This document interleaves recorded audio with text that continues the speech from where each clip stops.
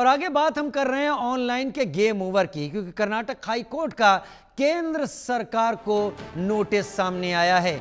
8 सितंबर तक जवाब देने का निर्देश दिया है। अंतरिम राहत की याचिका पर जवाब के लिए कहा है। सॉलिसिटर जनरल ने प्रक्रिया को संवैधानिक बताया। Tushar Mehta solicitor general Karnataka high court पहुंचे और उन्होंने सरकार की तरफ से पक्ष रखा, लेकिन जब उनसे कुछ बातें पूछी गई तो उन्होंने कहा कि इसके लिए उन्हें सरकार से निर्देश की आवश्यकता होगी। लिहाजा कर्नाटक हाई कोर्ट ने 8 सितंबर तक जवाब देने का वक्त दिया है। अंतरिम राहत की बात अगर करें तो यहां पर अभी 8 सितंबर को इस केस की कार्रवाई एक बार फिर से होगी और तब पता चलेगा कि क्या स्थिति है।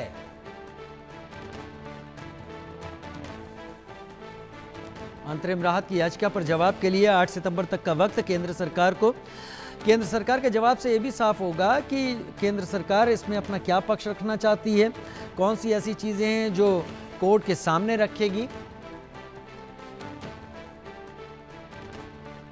ऑनलाइन गेमिंग को लेकर कर्नाटक हाई कोर्ट में शनिवार को एक अहम सुनवाई हुई। सुनवाई में सॉलिसिटर जनरल तुषार मेहता, जो केंद्र सरकार की तरफ से अपीयर हुए थे, उन्होंने तमाम आर्गुमेंट रखे कि ये जो ऑनलाइन गेमिंग बिल है, इसके जो प्रोविजंस हैं उसमें क्या क्या चीज़ें हैं और वो कैसे ऑनलाइन बेटिंग को या इस तरह की एप्लीकेशंस को रेगुलेट करता है। और दूसरी तरफ सीए सुंदरम, वरिष्ठ वक्ता, जिन्होंने ये मामला कर्नाटक हाई कोर्ट में पहले उठाया था, मेंशन किया था, और शनिवार को उन्होंने अपने आर्गुमेंट्स रखे कि किस तरह से स्किल बेस्ड गेम्स, जो कि लगातार अदालतें देश की उसके बचाव में बोलती आई हैं, वो और गेम ऑफ चांस, उसमें क्या अंतर है और इस कानून के तहत क्या दिक्कतें कंपनीज को जो ऑनलाइन गेमिंग को प्रमोट करती हैं उसमें आएंगी। क्योंकि अगर हम इस पर्टिकुलर इस अधिनियम की बात करें तो यहाँ पर 2-3 बहुत महत्वपूर्ण प्रोविज़न है, जहाँ पर ई स्पोर्ट्स को तो एक तरह से बढ़ावा दिया गया है, लेकिन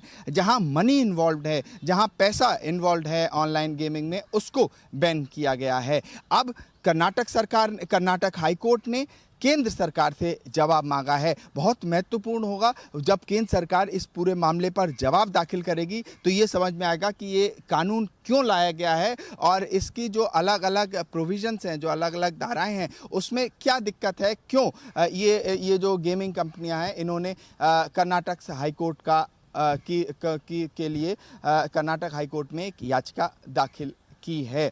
और 8 सितंबर को बहुत महत्वपूर्ण कर्नाटक हाई कोर्ट में इस मामले को लेकर सुनवाई होगी। मैं देखना महत्वपूर्ण होगा कर्नाटक हाई कोर्ट क्या कहती है इस पूरे मामले पर ऑनलाइन गेमिंग को लेकर, क्योंकि शनिवार को तो जो प्रिलिमिनरी शुरुआत के जो आर्गुमेंट्स होते हैं वही हुए। डिटेल्ड हियरिंग 8 सितंबर को होने की उम्मीद है।